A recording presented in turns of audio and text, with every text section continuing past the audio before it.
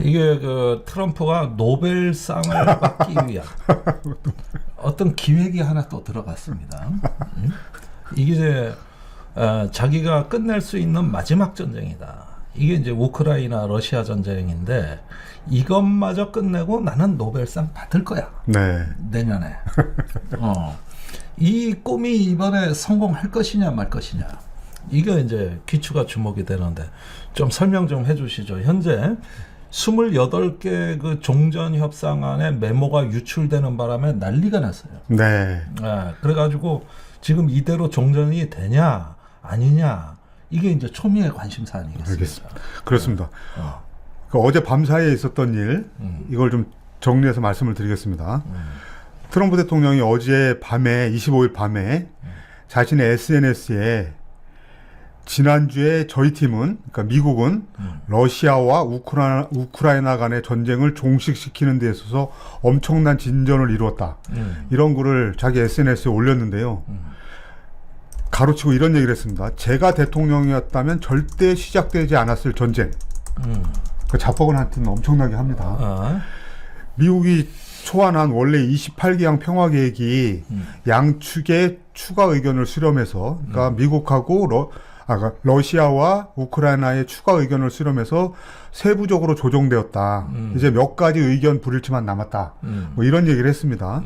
이 부분을 좀 자세히 보면은 트럼프가 이제 지난 19일 날 28개조의 협상안을 내놨습니다. 그게 내놓은 게 언론에 유출된 거예요. 네, 네. 떠보는 거라고. 그래서 이제 지금 상황에서 보면 이게 간보기를 한 것 같아요. 간보기로 한 번. 네.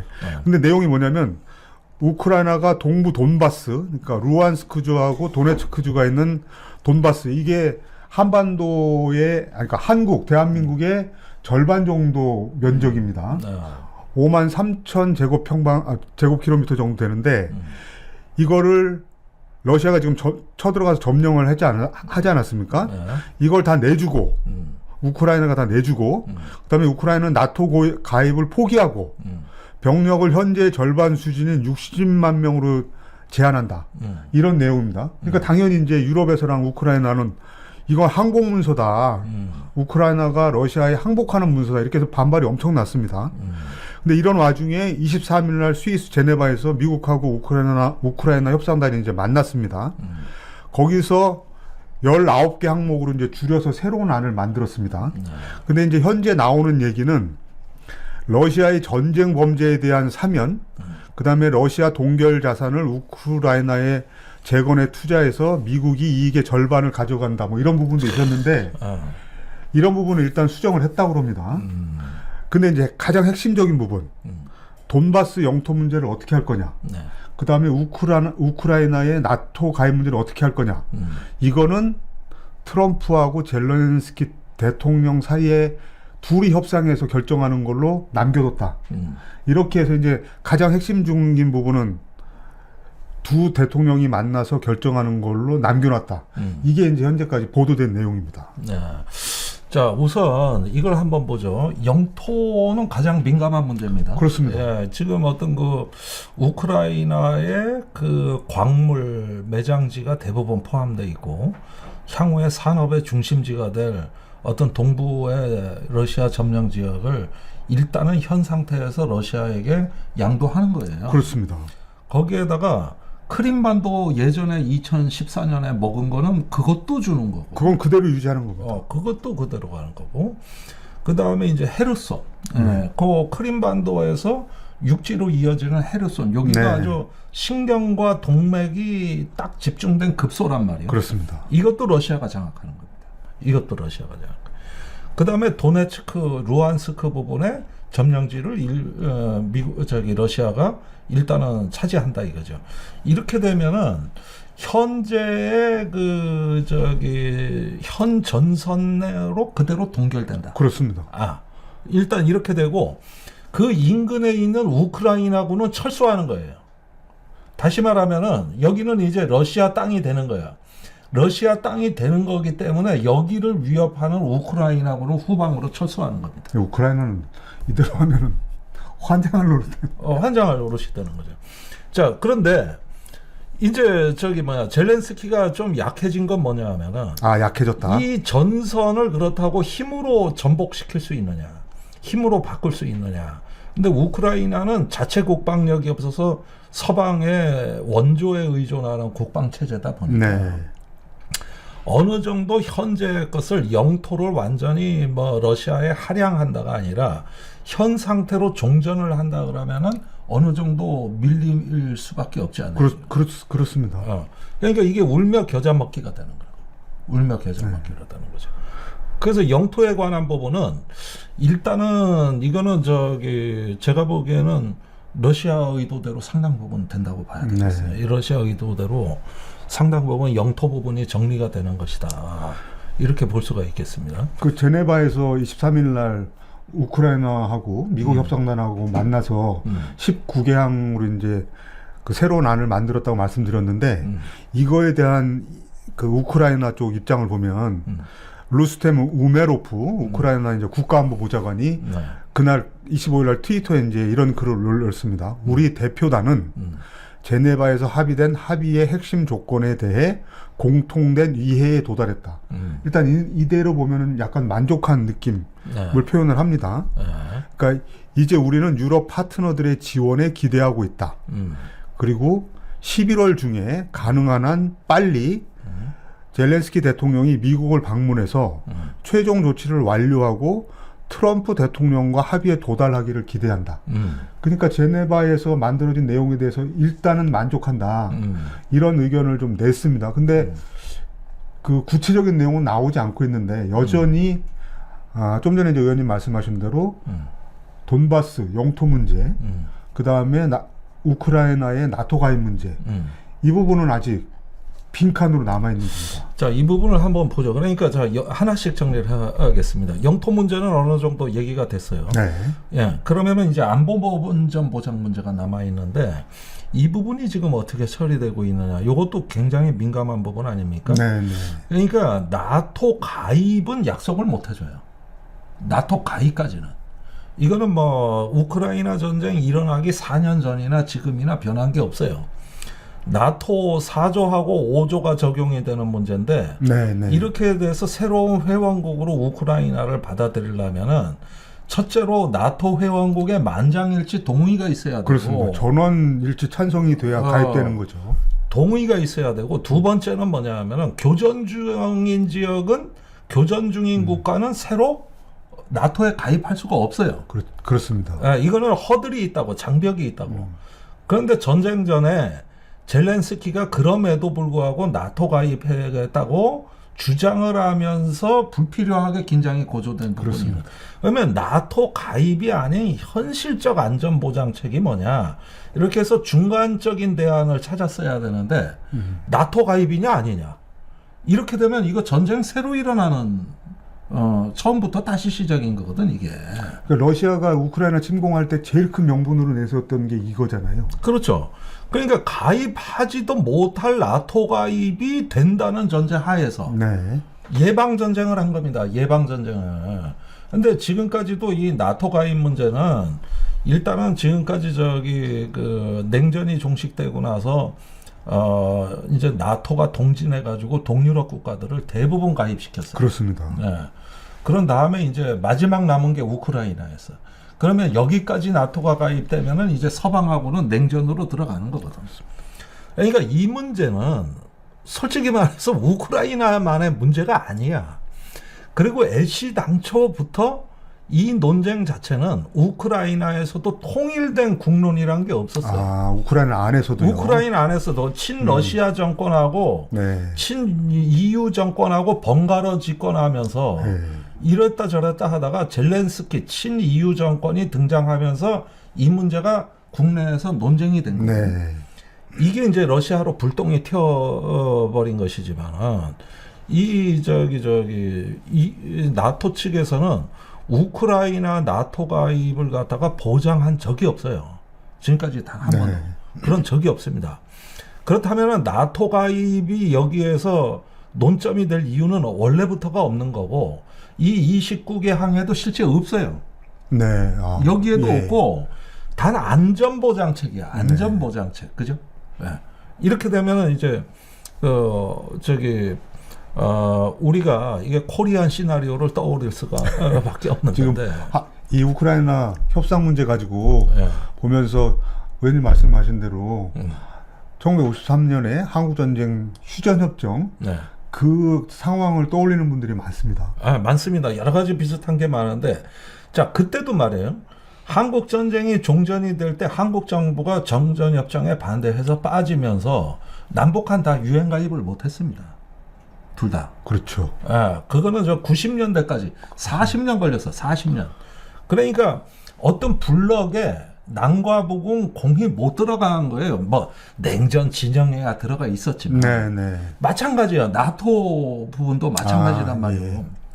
거기에다가 지금 이 28개항에 보면은 그 대신 나토의 일정한 어떤 그 상징적 병력, 보안군을 우크라이나에 주둔시켜서 네네. 일종의 종전 감시단을 편성하는 얘기가 들어가 있는 거예요. 그러니까 한국전으로 하면은 유엔군 정전 감시단이죠. 정전 감시단으로 남아 있는 형태. 그렇죠. 이거하고 비슷한 거죠. 북쪽에도 와 있었잖아. 그렇습니다. 폴란드, 체코군이 와 있었단 말이에요. 네. 남쪽에도 와 있었. 뭐 스웨덴에서도 와 있었고, 스위스 와 있었고.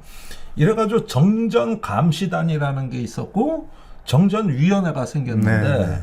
지금 우크라이나 경우에 보니까 유럽 국가들을 주축으로 한 보안군, 그러니까 요거는 어떤 그 실병 작전을 하는 게 아니라 일정 정도 평화유지군, 평화감시단.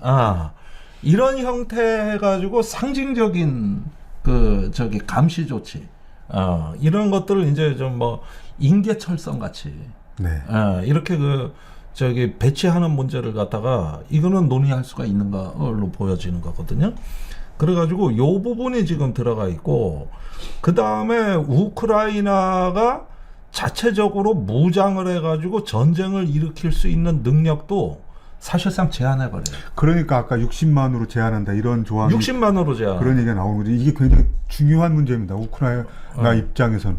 그렇죠. 그러니까 이게 뭐냐 하면은 트럼프가 이 종전안을 러시아하고 타결을 짓고 났는데 네. 우크라이나가 말을 안 듣고 네. 자체적으로 무장을 해가지고 우리 말 안 듣고 러시아 쳐들어가 버립니다. 이거는 다 깨지는 거니까. 네, 네. 그러면 푸틴이 이제 앵커리지 정신이라는 게 여기서 나오는데, 네, 네, 네. 야, 나 트럼프 대통령하고 약속도 하는데 젤렌스키가 말을 안 듣잖아. 네. 이러면은 그거는 내가 관리해줄게. 트럼프가 이 약속을 하는 거야 지금부터. 그러면 그 방법이 뭐냐? 우크라이나의 군사력을 다운시키는 거지. 제한시키는 거죠. 네, 네. 그래서 그 방법이 뭐냐? 병력을 60만으로 제한한다. 네. 이게 이제 코리안 시나리오인데 이게 지금 여기서 소름 끼치는 겁니다, 여러분. 이게 1953년에 한반도 정전협정이 체결되고 나서 네. 실제 있었던 일이에요. 네. 그 이듬해 1954년에 한미 간의 합의 의사록이라는 게 맺어져. 이 합의 의사록에 부록 B가 있어. 네. 거기에서 한국군 병력의 상한선을 딱 정해버리고, 그 다음에 그때 한국은 산업 능력이 없으니까 뭐 미사일, 로켓 이런 거 별 관심이 없었지만, 그렇죠. 그런 때죠. 어느 사이에 한국이 이제 전후복구를 해가지고 산업 능력이 생기니까 가만히 있어봐. 한국이 미사일을 가지면 어떻게 되는 게? 네. 그것도 안 돼. 그래가지고 미사일 로켓을 못 갖게 하려고 한미 미사일 협정을 맺어요. 그 얘기죠. 사거리 뭐 180km 제한하고 탄두 300km인가 이걸로 제한하는. 그것도 탄두, 사거리 다 제한하는 그거죠. 그러다 박정희가 말을 안 듣고 개발하다가 사달이 난 거 아니야? 네네. 백곰인가? 네. 그거 미사일 국방과학연구소 안흥시험장에서 했다가 난리 난 거 아니야? 그거 미국이 몰래 하다가 그냥 들켜가지고 난리 난 거 아닙니까? 그리고 그게 최종적으로 문재인 정부에서 문재인 대통령 때 그 제한이 다 다 풀어냈죠. 다 풀어냈죠. 그게 이제 180km가 300km로 바뀌었다가 300km마저 없어진 건데, 그때가 왜 180km냐? 이게 평양 공격하는 사거리야. 그러네요. 서울에서 평양까지가 한 200km가 조금 안 되는데. 그게 180km야. 네. 그래서 이 저기 평양 수도를 공격하는 로켓 능력을 한국이 가지면 안 된다. 한국군의 미사일 능력을 제한하는 그 조항이었던 그래서 거죠. 맺어진 거예요. 그 다음에 병력도 그 한미 합의 의사록을 몇 번 개정했는데 병력을 60만 이상 가질 수 없다. 네. 그래가지고 실링을 딱 정해놓은 거예요. 네. 자, 똑같지? 지금 우크라이나 종전 협상안에 들어간 거하고 이거 똑같은 내용이죠. 네. 우크라이나가 로켓을 가지면 안 된다고 들어가 있다. 지금 여기. 네. 그러니까 이게 코리안 시나리오대로 가는 것이죠. 자, 그러고 나서 한국 같은 경우는 이제 그때 인구가 많았다고 베이비붐 그렇죠. 세대가 돼서 예. 60년대, 70년대, 80년대까지 병력이 남아돌잖아. 그런데 미군이 60만 이상은 못 갖게 딱 제한을 해버리니까 네, 네. 변칙적으로 병력 수를 늘렸던 겁니다.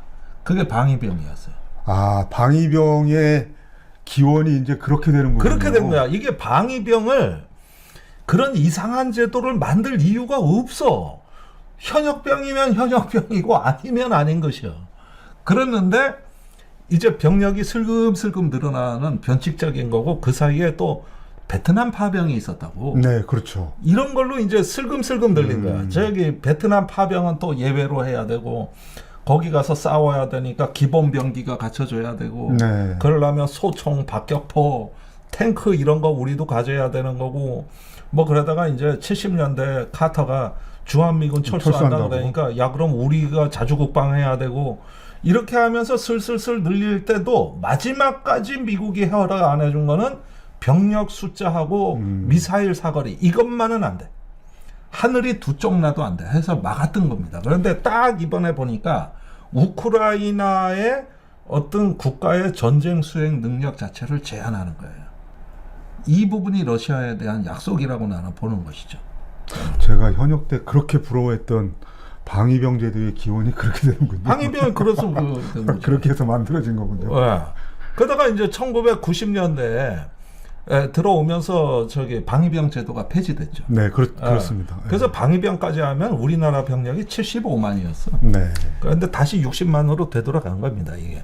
그 지금 보면은 딱 그래. 병력도 60만, 그 다음에 미사일 못 갖는다, 이런 것도 해가지고 넣어 놓은 거예요.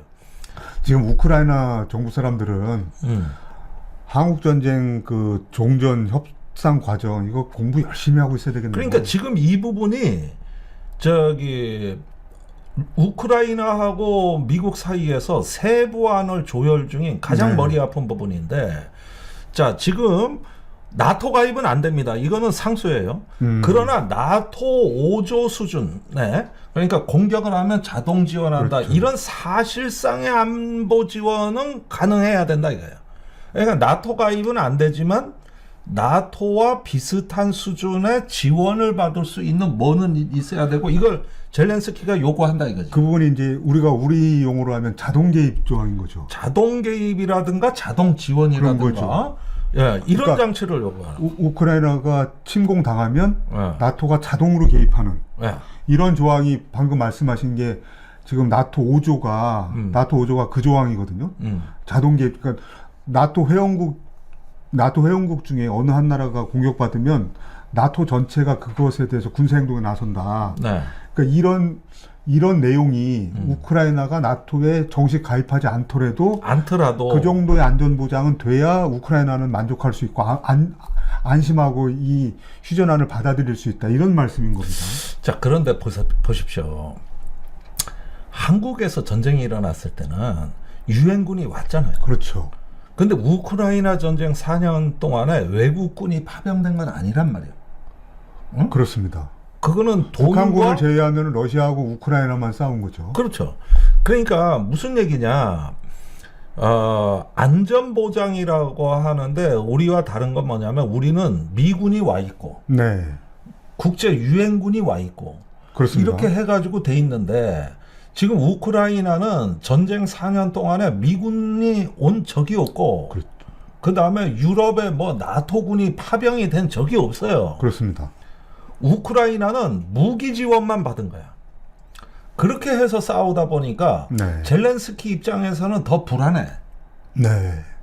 그렇잖아요. 그렇죠. 그러니까 이걸 트럼프와 푸틴이 협의해가지고 그러면 상징적 규모의 감시단을 평화유지군 같이 해서 보내서 감시단 정도로 실작전 능력은 없는 이런 정도의 어떤 그 국제감시단 정도 병력 정도를 해놓고 그 다음에 우크라이나가 독자적인 전쟁 수행 능력은 일단은 평시에는 갖지 않는다. 그러나 우크라이나가 침략을 당하면 어떻게 될까? 네. 이때는 돈과 무기를 지원한다. 이런 식의 어떤 말하자면 안전보장책이라고 하는 이게 한국보다는 약하죠. 지금 의원님 말씀하신 내용을 가지고 우크라이나하고 미국이 물밑에서 계속 협상을 하고 있는 내용이 그 내용이겠네요. 그 내용이겠습니다. 그런데 문제는 보십시오. 젤렌스키는 못 믿는 거야. 그렇죠. 트럼프를. 트럼프도 못 믿고 야 이런 어떤 협상을 잘못했다가 어떻게 되느냐. 푸틴이 이 종전환을 지킬 거라고 니들 믿느냐 이게. 그렇죠. 나는 못 믿는다 이거지. 그리고 사실 그게 일리가 있어. 사실 푸틴이 이 전쟁을 벌일 때는 단순한 어떤 러시아의 반기를 드는 약소국에 대한 어떤 징벌 차원에서 한 전쟁이 아닙니다. 이거는 천년의 역사관에 깔려 있는. 네. 말하자면은 러시아의 정체성 전쟁이에요. 야, 얘기가 커집니다.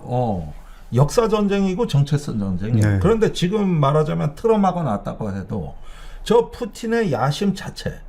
그러면서 유럽하고 이제 하나의 어떤 새로운 냉전으로 가는 이 길목에서 우크라이나 하나와의 어떤 종전 약속이라는 걸 지키기 위해 가지고 자신의 어떤 그 역사 세계관을 네. 이걸 갖다가 포기하는 이런 전쟁이 아니다. 이 전쟁은. 그런 전쟁이 될 수가 없다. 그러니까 젤렌스키 입장에서는 이제는 불안해진 것이죠. 다만 젤렌스키가 이런 불안에도 불구하고 어느 정도 버틸까가 미지수예요. 첫째, 지금 대통령 임기가 끝난 대통령이에요. 전쟁 중이니까 지금 선거를 못하니까 그냥 임기 연장하고 있는 중입니다. 그러니까 사실상 월권이라고. 예. 사실상은 월권이고 두 번째는 부패 스캔들이 터졌다고. 그렇습니다. 그래가지고 측근들이 1억 달러 뭐 리베이트 받은 게 지금 난리인데. 네. 그리고 젤렌스키 인기가 떨어져 가고 있어요. 이런 상황에서 젤렌스키가 국민적인 의지를 결집해가지고 나는 끝까지 항전하겠다. 푸틴은 믿을 수 없다. 이 이야기를 할 수 있는 자신의 정치적 기반이 그렇게 튼튼하지가 않아요. 네. 그러니까 내가 보기엔 참 어떤 그 비극적 불운에 처해 있다고 보는 거죠. 우크라이나 지금 상황이 그렇습니다. 그렇습니다. 나도 참 젤렌스키에 대해서는 연민의 정이 느껴지는데 사실상 딜레마적 상황을 강요당하고 네. 그래서 트럼프 노벨상에 자기가 희생물이 돼요. 그놈의 노벨상. 이런 차원이 되어버리는 거예요. 이런 차원에. 그러니까 하나라도 조항 하나라도 더 유리한 거를 얹으려고 어쨌든지 간에 미국을 붙들고 늘어져야 되는 이런 어떤 비루한 처지에 얼마나 많은 자괴감이 있을까. 이게 어떤 그 힘이 약한 나라의 지도자로서 겪는 어떤 비애가 아닐까. 조금 좁혀서 지금 방금 말씀드린 거하고 연결해서 하나 좀 전해드리면 지금 우크라이나하고 미국하고 직접적으로 이제 휴전안에 대해서 얘기하고 있고 이 문제를 가지고 이제 곧 러시아하고 또 얘기를 해야 되는데 이 와중에 러시아가 25일 당연히 이제 현지 시간입니다. 새벽에 키이우 등 우크라이나 수도권을 또 맹공습을 가했습니다. 그러니까 그렇습니다. 드론 460대, 미사일 22대 이상을 투입한 야간 공습을 가해가지고 최소 7명이 사망하고 10명 이상이 다쳤다. 뭐 이런 게 이제 우크라이나 정부가 밝혔는데 젤렌스키가 이거 관련해서 이제 트위터에 글을 올렸습니다. 러시아가 우크라이나에 대한 압력을 완화하지 않을 것임을 인지해야 된다. 협상이 이루어지고 건설적인 대화가 이루어지고 우리가 진정으로 전쟁을 종식시키고 있다면 우크라이나와 우리 국민에 대한 미사일 공격이나 대규모 공격은 절대 있어서는 안 된다.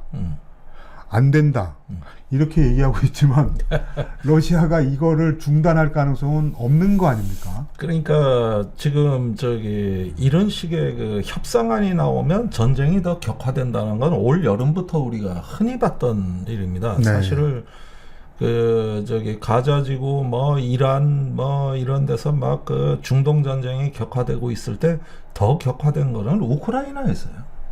네. 그게 올 여름부터예요. 대략 6월부터라고. 그때가 언제냐? 트럼프가 집권해가지고 저 종전안 체결한다고 설레발치했다. 네.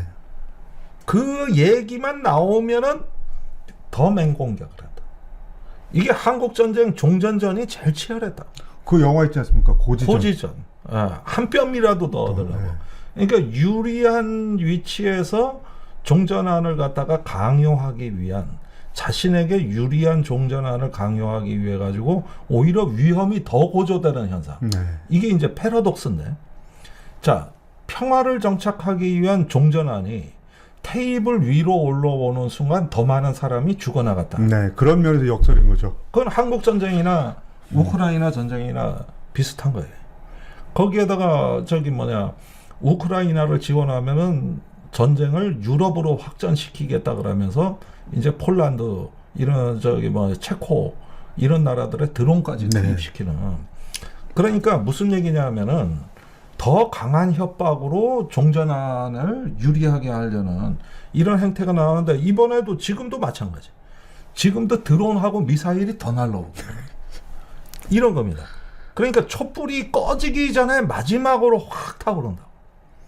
그 다음에 원래 저 어둠은 새벽 전에 가장 어둡다. 가장 어두운 법. 예. 그러니까 지금 이런 어떤 종전안에 대한 논의는 짧고 크게 해가지고 바로 끝낼 수 있는 어떤 극적인 타결이 있어야지. 그러지 않고 질질 끄는 게 이게 제일 인류 역사에서는 고약한 희망 고문을 하는 거지. 곧 전쟁 끝날 거야. 그런데 실상은 어떠냐? 더 죽어나가. 더 잔혹해지는. 그런 면에서 진짜 희망 고문이네요. 희망 고문. 예. 네. 한국 전쟁도 휴전안 나오고 난 다음에 실제 휴전된 거는 2년 뒤에나 2년 걸려서 휴전이 완성됐는데 완성되는데. 실제로 인명 피해는 그때가 더 많았다는 거 아닙니까? 그 2년 동안. 그러니까 전쟁터에선 사람이 언제 제일 많이 죽냐면 전선이 오르락 내리라. 오르락 내리락 점령지가 수시로 바뀌고 공격했다 후퇴했다 이때 제일 많이 죽어. 전선이 안정돼 있으면 네. 나름대로 적응을 해가지고 손실률이 작아. 그런데 이거는 허구한 날 그냥 작전 양상이 바뀌고 이래가 이때 사람이 무지하게 많이 죽는 거야. 어? 네. 아유 1차 대전 영화 못 봤어요? 서부전선 이상 없다 해봐봐. 그 저기 저 종전안 다 타결되고도 마지막 전투를 그냥 쏟아붓잖아. 그래가지고 주인공이 죽어버리는 거 아니야 거기서. 어? 그날 그 서부전선 이상 없다라는 보고가 올라온 그 순간에 죽었잖아. 이상이 왜 없어 이상이.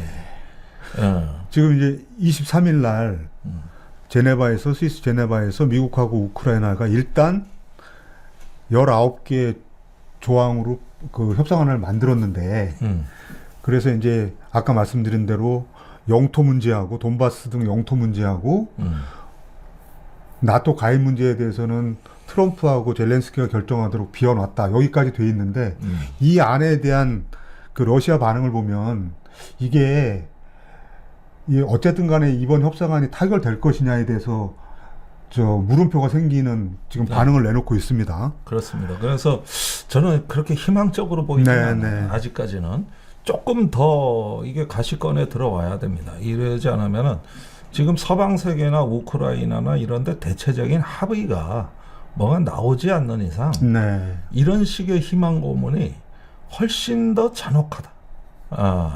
이게 전쟁의 어떤 냉혹한 진실이자 우리가 이제 전쟁을 바라볼 때 근데 역시 전쟁이라는 거는 1000년 전이나 2000년 전이나 내려오는 불변의 진리는 시작하는 것보다 끝내기가 어렵다. 전쟁이 끝내기가 어렵다. 일어나긴 쉬워도 끝나는 게 정말 어렵다는 거. 이건 어떤 전쟁이든 불변의 진리예요. 그런 면에서 지금 이 부분이 트럼프가 이제 마지막으로 밀어붙이기는 하는데 이 굉장히 어떤 그 합리적인 그 규칙과 네. 나름대로 어떤 국제적인 정의를 확립한다는 점에서 새로운 비전 제시를 하는 게 아니라 자신의 정치적인 어떤 노벨상 수상이라는 눈앞의 이익 때문에 강대국 간에 그냥 이렇게 밀월 관계를 하고 밀어붙이는 식의 이렇게 되는 것들이 갖고 있는 어떤 비극성, 이 강대국 정치의 비극이죠.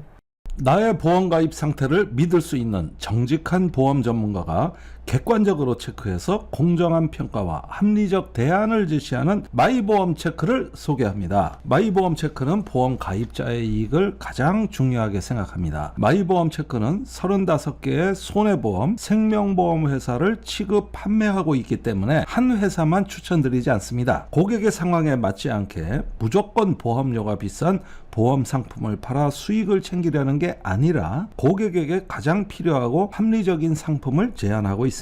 가입 보장은 크고 폭넓게, 보험료는 저렴한 최적의 보험 상품을 정직하게 추천해드립니다. 마이보험 체크는 상담 후에도 고객에게 절대 부담을 드리지 않습니다. 귀찮게 계속적으로 연락하지 않기 때문에 상담 신청하셨던 분들이 오히려 연락을 기다렸다고 전화를 먼저 주시는 분이 계실 정도랍니다.